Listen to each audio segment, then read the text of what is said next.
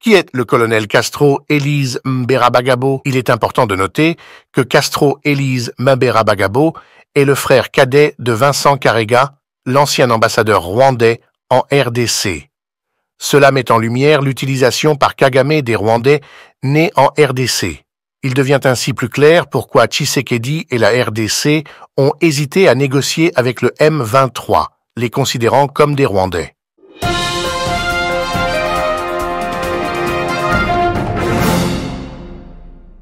Les rebelles du M23 ont subi un coup significatif avec la mort du colonel Castro Élise Mbera-Bagabo, leur chef du renseignement et responsable des relations extérieures, lors d'une frappe de drone précise effectuée par les forces congolaises à Kichanga, territoire de Masisi.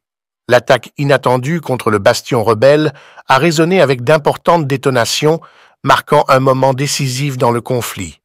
Mbera-Bagabo, largement reconnu comme l'élément central du mouvement rebelle, a trouvé la mort dans cette frappe ciblée, laissant un vide au sein de la direction du M23. Connu sous le pseudonyme de Castro, le citoyen britannique jouait un rôle central en tant que financier de premier plan pour le groupe rebelle, principalement à travers des transactions aurifères dans la région. Malgré son rôle de commandant non sur le terrain, il dirigeait l'équipe de raquettes minérales RDFM 23, illustrant la nature multifacétique de son implication. L'influence de Castro s'étendait au-delà du champ de bataille, avec des propriétés en Ouganda, à Londres et en RDC. Sa présence à Kichanga, près d'une semaine avant la frappe fatale, indiquait son implication dans la supervision des envois de minéraux et la coordination avec des contacts impliqués dans la contrebande depuis Walikale. Il est important de noter que Castro Élise Mbera-Bagabo est le frère cadet de Vincent Karega, l'ancien ambassadeur rwandais en RDC. Cela met en lumière l'utilisation par Kagame des Rwandais nés en RDC. Il devient ainsi plus clair pourquoi Tshisekedi et la RDC ont hésité à négocier avec le M23, les considérant comme des Rwandais.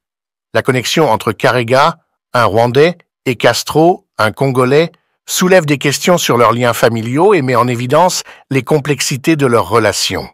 L'utilisation par les forces congolaises de drones de combat, rapportés comme ayant été acquis auprès de la Chine, a constitué un défi redoutable pour les tactiques traditionnelles de guérilla du M23. Le président Félix Tshisekedi a laissé entendre le déploiement d'armes aériennes supérieures, notamment des drones, comme une manœuvre stratégique contre le Rwanda qu'il accusait d'aider les rebelles du M23. Cela marque un changement dans le paysage militaire, introduisant une technologie avancée dans la dynamique du conflit. À la suite de la frappe à Kichanga, une annonce importante a été faite par les forces congolaises et la Communauté de développement de l'Afrique australe, SADC. Des opérations militaires conjointes ont été lancées pour combattre les rebelles du M23, la SADC déployant des troupes en RDC. Le mandat offensif de l'opération devrait durer 12 mois, indiquant un effort soutenu pour neutraliser la menace rebelle. La situation dans l'est de la RDC a été caractérisée par une augmentation des conflits et de l'instabilité, entraînant un déplacement significatif et la perte de vie.